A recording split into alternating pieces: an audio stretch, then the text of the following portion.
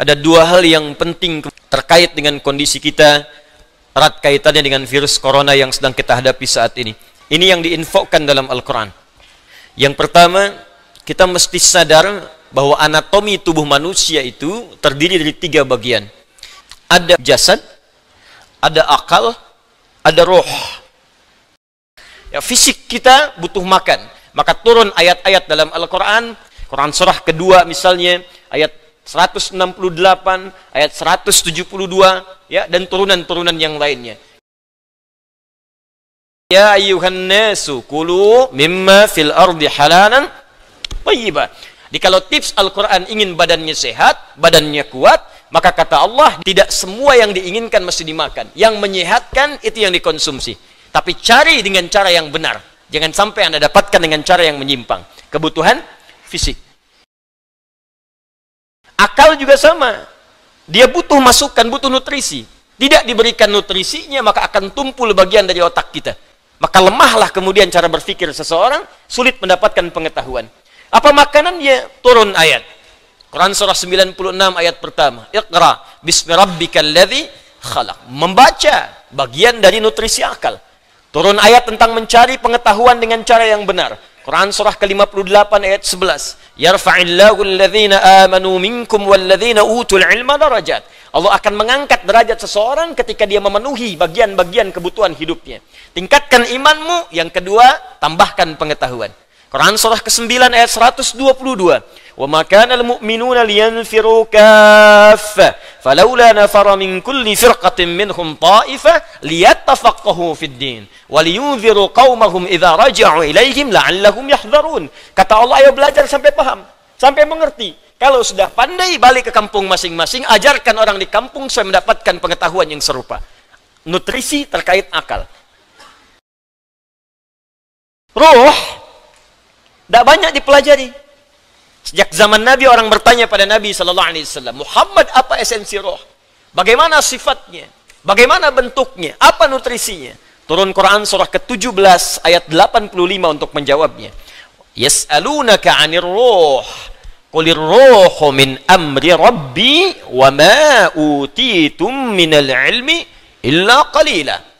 Muhammad SAW, mereka semua banyak bertanya kepadamu tentang esensi roh. Katakan pada mereka, roh itu urusanku. Semua infonya hanya dimiliki Allah subhanahu wa ta'ala. Dan kalian tidak diberi pengetahuan kecuali sedikit. Maka diturunkanlah kemudian nutrisi roh untuk menguatkan nilai spiritual seseorang yang bisa menguatkan fisik dan akalnya. Awas, hati-hati ya. Kalau fisiknya sakit, tapi rohnya sehat, itu boleh jadi daya tahan tubuhnya semakin kuat.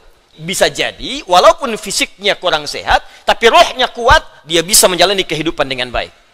Tapi kalau rohnya sakit, walaupun fisiknya terlihat sehat, sesungguhnya dia dalam keadaan selemah-lemahnya dalam beraktivitas. Nanti kita akan buktikan. Ya. Apa nutrisinya? Ibadah. Karena itu tidak ada nutrisi terbaik bagi roh kecuali ibadah. Untuk itulah kita diperintahkan sholat, diperintahkan mengaji, diperintahkan puasa, diperintahkan baca Al-Quran, diperintahkan tahajud. Apa esensinya? Untuk memberikan masukan kepada roh. Berikan makanannya supaya dia sehat. Berikan makanannya supaya dia kuat. Karena sekuat-kuatnya fisik, kalau rohnya lemah, maka akan berpengaruh pada ketahanan fisiknya. Saya beri contoh sederhana begini. Fisiknya kelihatan sehat, tidak ada luka, nggak ada masalah. Cuma rohnya sakit. Iri hati, dengki, perasaan pesimis, perasaan tak enak hati, itu ketika terjadi menimpa roh, dampaknya pasti akan hadir ke fisik. Sakit iri hati, hatinya rohnya yang sakit, fisiknya kuat. Tapi makan jadi nggak enak. Ketemu orang jadi nggak nyaman. Tidur jadi nggak enak, terbawa ke fisik. Sebaliknya penyakit fisik, kalaupun rohnya bagus, fisiknya kena penyakit, tapi tetap beraktivitas, akan tetap semangat. Nabi Ayyub itu kan serangan fisiknya kuat. Tapi karena kondisi rohnya kuat, untuk ibadah pun luar biasa. Baru saat kondisi penyakit mengganggu kepada ibadahnya, baru mohon kepada Allah subhanahu wa ta'ala diberikan kesembuhan. Zikir dalam Al-Quran yang bisa menguatkan roh tatkala dilanda penyakit-penyakit semacam yang kita hadapi pada saat ini. Terkait doa yang pernah dibacakan Nabi Ibrahim alaihissalam. Salah satunya terdapat di Quran surah ke-26 Asy-Syu'ara ayat ke-80. Wa idza maridtu fahuwa yashfin. Singkat, padat. Kalaupun aku sakit, apapun penyakitnya, pasti Allah akan menyembuhkan. Kata Allah, wa idza maridtu fahuwa yashfin. Yakin. Ingat, ajal tidak terkait dengan penyakit. Ajal itu terkait dengan maut. Ingat baik-baik. Ajal terkait dengan maut, bukan dengan penyakit. Ya, belum tentu Anda ditimpa penyakit langsung meninggal, belum tentu. Karena banyak orang sehat pun wafat seketika. Yang kedua, kalau Anda terkena penyakitnya dan divonis menjadi bagian dari ahli penyakit itu, maka Allah ajarkan zikir yang selanjutnya, tapi tolong dibacakan dengan penuh keikhlasan dan permohonan kuat kepada Allah Subhanahu wa taala. Saya akan gabungkan 3 surah sekaligus. Insya Allah kalau Anda bacakan dengan benar, di situ ada janji dari Allah, seperti Allah janjikan kepada Nabi Ayyub, penyakit apapun selain kematian, Allah akan berkenan menyembuhkannya. Pertama, Quran surah 17 Al-Isra ayat 82. Disambungkan ke Quran surah ke-21 Al-Anbiya ayat 83 sampai 84. Terakhir ditutup dengan Quran surah pertama Al-Fatihah ayat 1 sampai 7. Quran surah ke-17 Al-Isra ayat 82, Quran surah ke-21 Al-Anbiya ayat 83 sampai 84, dan ditutup dengan Quran surah Al-Fatihah ayat 1 sampai ayat 7. Sekarang perhatikan baik-baik. Awas, ini bukan ilmu takatik ya. Ini isyarat Al-Quran. Ini zikirnya. Anni massani yadhurru wa anta arhamur rahimin. Anda boleh bacakan dari sini.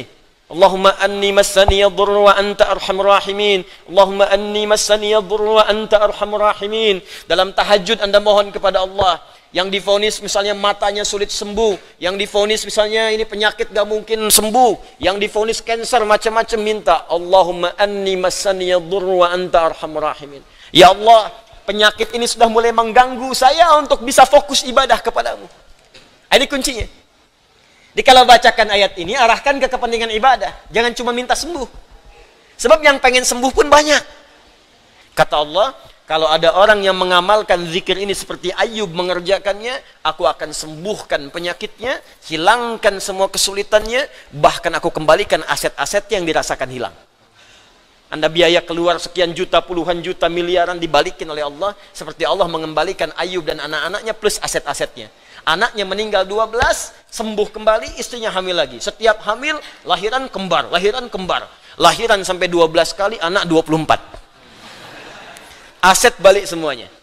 Terakhir, bacakan surah Al-Fatihah dengan benar, karena Al-Fatihah disebut langsung juga oleh Nabi sallallahu alaihi wasallam sebagai syifa, seperti pernah kepala suku saya kisahkan di pertemuan awal, tersengat kala jengking dan medis mengatakan tidak mungkin sembuh, diruqyah kemudian dibacakan itu dan Allah berikan kesembuhan.